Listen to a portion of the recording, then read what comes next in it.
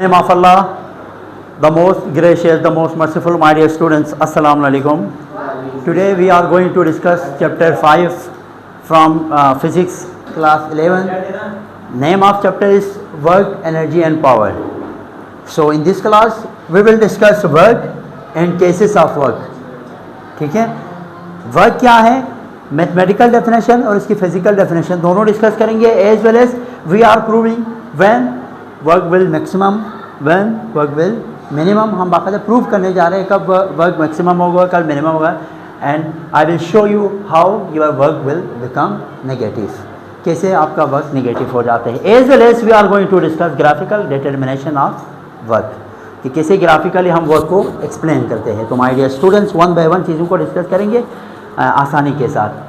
Work की अगर ऐसे अगर आप इसकी डेफिनेशन लिखना चाहें, याद रखना चाहें, तो work is said to be done if a force causes a displacement in a body in the direction of force.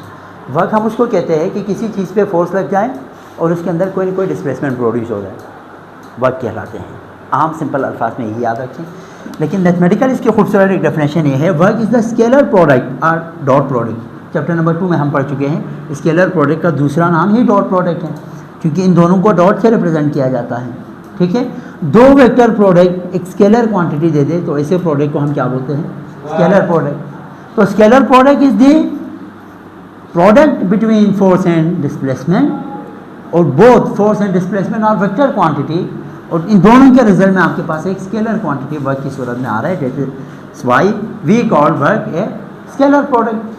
हम वर्क को स्केलर प्रोडक्ट क्यों कहते हैं, क्योंकि ये स्केलर प्रोडक्ट है किसका, फोर्स, और स्केलर प्रोडक्ट का दूसरा नाम डॉट प्रोडक्ट है. ठीक है, और आपको पता है जो भी डॉट प्रोडक्ट होता है उस वक्त हम क्या लिखते हैं, कॉस थीटा लिखते हैं. साइन थीटा हम क्रॉस प्रोडक्ट में लिखते हैं, कॉस थीटा हम डॉट प्रोडक्ट में लिखते हैं.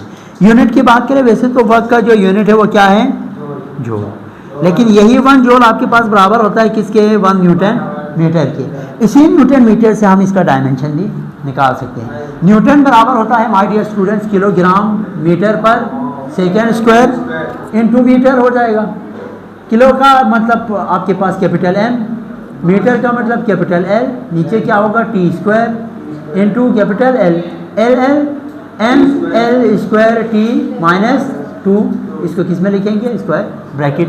This is the dimension of work. So you should write M L square T minus 2 as dimension of work. Clear है यहाँ तक बात.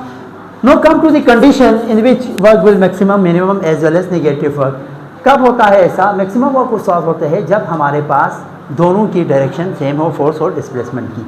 क्या मतलब ये कि एक बॉक्स है यहाँ पे, इस बॉक्स पे फोर्स भी इस डायरेक्शन में लग रही है और डिस्प्लेसमेंट भी, जाहिर सी बात है जिस डायरेक्शन में लगेगी उसी डायरेक्शन में डिस्प्लेसमेंट भी प्रोड्यूस हो रहे हैं. तो फोर्स और इसके दरमियान जो एंगल है वो किसके बराबर है, 0 के बराबर है. जब आप यहाँ पे पुट करेंगे, ये देखिए आप इधर W is to F S cos S, और इसके दरमियान जो एंगल है वो कितना है, 0. तो आप अगर आप पुट करें ना कैलकुलेटर में, cos 0 1 के बराबर होता है, तो W इज टू किसके बराबर आ जाएगा, एफ एस 1 लिखने की ज़रूरत नहीं है. तो maximum work will be done if the angle between theta and F is, angle between S and F is 0. ठीक है, जब डिस्प्लेसमेंट और फोर्स के दरमियान में एंगल 0 हो तो वर्क क्या होगा, मैक्सिमम वर्क होगा. क्लियर है बात. मिनिमम वर्क कब होगा, नहीं. देखो ये अर्थ है, देखो इसके आप वो समझे, अर्थ है जहाँ पे वर्क का तस्करा है वहाँ एनर्जी का तस्करा है, क्योंकि वर्क एनर्जी के बराबर हो जाते हैं. यार सोचने वाली बात नहीं है, ये जो अर्थ है वो सूरज के गिर्द कितने अरसे से चक्कर लगा रही है, एनर्जी की ज़रूरत ही नहीं है,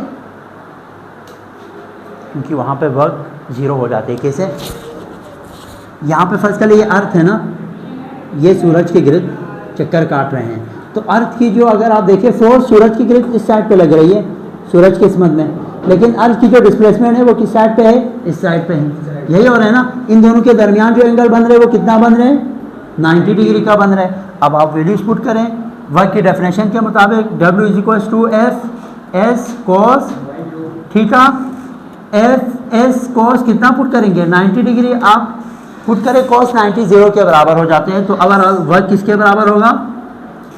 0। बात समझ में आ गई? अब आपको ये टेंशन लेने की ज़रूरत नहीं है कि मून का अर्थ के चक्कर काटने के लिए एनर्जी कहाँ से मिलती है, सिर्फ इसकी बात नहीं है। जितने भी साइंटिस्ट सैटेलाइट को छोड़ते हैं स्पेस में, क्या वो सैटेलाइट एनर्जी की बेस पे चल रहे हैं? नहीं। सोलर जो सिस्टम वहाँ लगे हुए होते वो तो सिर्फ अंदर के सिस्टम को चलाने के लिए हैं, ठीक है। वो फ्रीली मूव हो रहे होते, कोई उस पर वर्क डन रिक्वायर्ड नहीं है बिकॉज ऑफ दिस कंडीशन। देखा जाए तो वर्क क्या है वहाँ पे? 0 है। किस वजह से? फोर्स और जो डिस्प्लेसमेंट है उन दोनों के दरमियान जो एंगल है वो 90 बनने की वजह से। क्लियर है बात? समझ में आ रहा है आहिस्ता आहिस्ता? नेगेटिव वर्क के एग्जांपल तो हम रोज़ाना की बेस पे देख रहे होते हैं कि एक चीज़ को आप ऊपर की तरफ उठाएं तो फोर्स नीचे लग रही है, डिस्प्लेसमेंट ऊपर की तरफ हो रहे हैं, दोनों की डायरेक्शन अपोजिट है। जब डायरेक्शन अपोजिट हो जाए ना तो थीटा आपके पास बनेगा 180। देखो एक चीज़ को ऊपर लिफ्ट कर रहे हैं, नीचे फोर्स ज़मीन की तरफ लग रही होती है, ज़मीन की ग्रेविटी वेट नीचे की तरफ होता है mg, आप उसको ऊपर की तरफ लिफ्ट कर रहे हैं, ठीक है कि नहीं? तो डिस्प्लेसमेंट की डायरेक्शन ऊपर की तरफ, दोनों के दरमियान एंगल कितना बनेगा? 180 डिग्री। अब आप पुट करें W is equal to F S cos 180 put करें तो 180 आप पुट करेंगे ना, W is equal to cos 180 -1 के बराबर होता है। कैलकुलेटर ले ले अभी, ठीक है? हाँ, तो माइनस एफ एस वर्क क्या हो जाता है आपके पास? मैक्सिमम तो होता है लेकिन नेगेटिव हो जाते हैं, तो नेगेटिव वर्क के लिए कंडीशन ये है, ठीक है। अब ग्राफिकल डिटर्मिनेशन ऑफ वर्क की अगर हम बात करें तो ग्राफ के ज़रिए से वर्क को अगर हमने रिप्रेजेंट करना हो, इधर थोड़ा फोकस करो, अगर फोर्स बिल्कुल कांस्टेंट हो, देखो हम जो ग्राफ ड्रॉ करते हैं ना, ग्राफ फोर्स और डिस्प्लेसमेंट के दरमियान ड्रॉ करते हैं, लेकिन यहाँ पे कहा है फोर्स कांस्टेंट है, तो जो जितना वर्क डन होगा वो एरिया ऑफ रेक्टेंगल के बराबर होंगे। ये देखो ये एरिया ऑफ रेक्टेंगल है, ये एरिया ऑफ क्या है? रेक्टेंगल है। फोर्स किसके बराबर होंगे? एरिया ऑफ रेक्टेंगल के। तो एरिया ऑफ रेक्टेंगल में अगर आप वर्क की बात करें तो एरिया ऑफ रेक्टेंगल का फार्मूला क्या है? Length multiply by breadth. Length की जगह पे हमारे पास ये लेंथ है एस है, और ब्रेथ की जगह पे हमारे पास देखो ये ऊपर वाला फोर्स है, तो वर्क लेंथ और ब्रेथ के बराबर हो जाएंगे, ठीक है। तो W is equal to F S in case of constant force. Graph आपका कुछ इस तरह बनेगा। इसी तरह व्हेन फोर्स इज इंक्रीजिंग, अगर फोर्स बढ़ रहे हो, किसी चीज़ पे फोर्स बढ़ रहे हो, उस वक्त ग्राफिकल आप कैसे रिप्रेजेंट करेंगे? तो देखो यहाँ पे फोर्स है, यहाँ पे एस है डिस्प्लेसमेंट, फोर्स बढ़ने के मतलब आहिस्ता आहिस्ता फोर्स बढ़ रहे ऊपर की तरफ जा रहे हैं, तो आपके पास जो वर्क डन होगा वो एरिया अंडर ट्राइंगल के बराबर होंगे। किसके बराबर होंगे? जो वर्क होगा वो एरिया अंडर ट्राइंगल के बराबर होंगे। तो एरिया ऑफ ट्राइंगल का फार्मूला ये है 1/2 मल्टीप्लाई लेंथ मल्टीप्लाई हाइट। तो 1/2 एज इट इज लिखा, लेंथ की जगह पे हमारे पास यहाँ पे आप क्या लिखेंगे? ये वाली लेंथ एस, और हाइट की जगह पे हमारे पास यहाँ पे क्या है? फोर्स।